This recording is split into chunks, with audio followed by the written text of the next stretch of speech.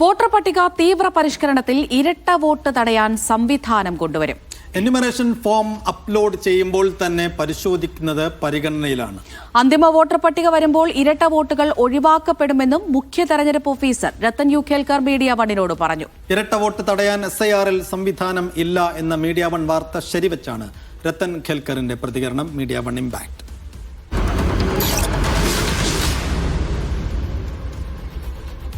ഇപ്പോൾ നമ്മൾ ഈ രണ്ട് ഫോം അപ്ലോഡ് ചെയ്തു എന്ന് വെക്കാം.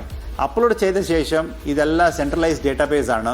നമ്മുടെ ആർട്ടിഫിഷ്യൽ ഇൻ്റലിജൻസ് ടൂൾസ് വെച്ചുകൊണ്ട് നമുക്ക് കുറേ ഈ ഫസി ലോജിക് നമുക്ക് കണ്ടെത്താൻ സാധിക്കും.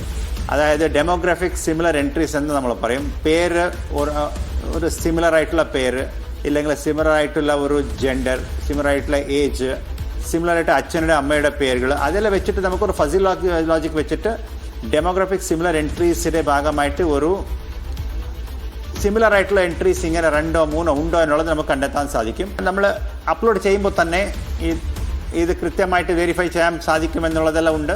അത് ഇലക്ഷൻ കമ്മീഷൻ അത് ഉചിതമായിട്ടുള്ള തീരുമാനം ആ ഭാഗത്തിന് ആലോചിക്കുന്നുണ്ട്. തീർച്ചയായിട്ടും ഈ SIRയുടെ ഭാഗമായിട്ട് തന്നെ അങ്ങനെയുള്ള മൊഡ്യൂൾസ് ഒക്കെ അവർ റിലീസ് ചെയ്യാനുള്ള സാധ്യത കൂടിയുണ്ട്.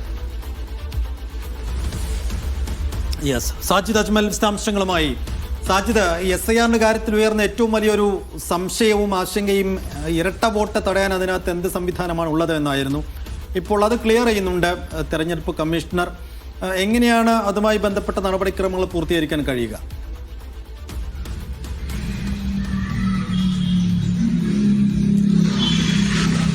സൈഫുദ്ദീൻ, തീർച്ചയായും ഇതിന്റെ ഏറ്റവും വലിയ, അതായത് SIRുമായി ബന്ധപ്പെട്ട് ഏറ്റവും പ്രധാനപ്പെട്ട കാര്യമായി പറഞ്ഞിരുന്നത് ഇരട്ട വോട്ട് തടയുക, അതോടൊപ്പം തന്നെ വോട്ടർ പട്ടികയിൽ ശുദ്ധീകരണം വരുത്തുക എന്നുള്ളതായിരുന്നു. പക്ഷേ അതിന് നിലവിൽ സംവിധാനമില്ല എന്ന നമ്മൾ വാർത്ത റിപ്പോർട്ട് ചെയ്തിരുന്നു. അത് നമ്മുടെ ഒരു എക്സ്ക്ലൂസീവ് വാർത്തയായിരുന്നു. ഇത് സ്ഥിരീകരിക്കുകയും ഇതിന് പരിഹാരം കണ്ടെത്താൻ ശ്രമിക്കും എന്നുള്ളതാണ് മുഖ്യ തെരഞ്ഞെടുപ്പ് ഓഫീസർ ഇന്നലെ രാത്രിയിൽ നമ്മുടെ പ്രത്യേക ഷോയിൽ പറഞ്ഞത്.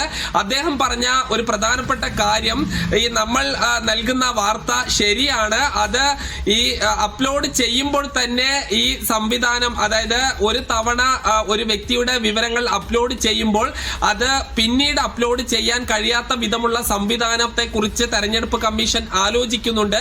ഒരുപക്ഷെ SIRന്റെ ഭാഗമായി തന്നെ അത് നടപ്പിലാക്കാം എന്നുള്ളതാണ് അദ്ദേഹം പറയുന്നത്. അത് രാജ്യവ്യാപകമായി തെരഞ്ഞെടുപ്പ് കമ്മീഷൻ നടപ്പിലാക്കേണ്ട ഒരു സംവിധാനമാണ്. അത് ഉടൻ തന്നെ നിലവിൽ വരുമോ എന്നുള്ളതാണ് നമുക്ക് അറിയേണ്ടത്. ഇത് അങ്ങനെ വന്നില്ലെങ്കിൽ പിന്നീട് ഈ കരട് വോട്ടർ പട്ടിക വന്നതിന് ശേഷം AI സാങ്കേതിക വിദ്യ ഉപയോഗിച്ച് ഇത് ഇരട്ട വോട്ടുകൾ കണ്ടെത്തുമെന്നുള്ളതാണ്. അതും വലിയ ഒരു പ്രക്രിയയായി മാറും എന്നുള്ളതാണ്.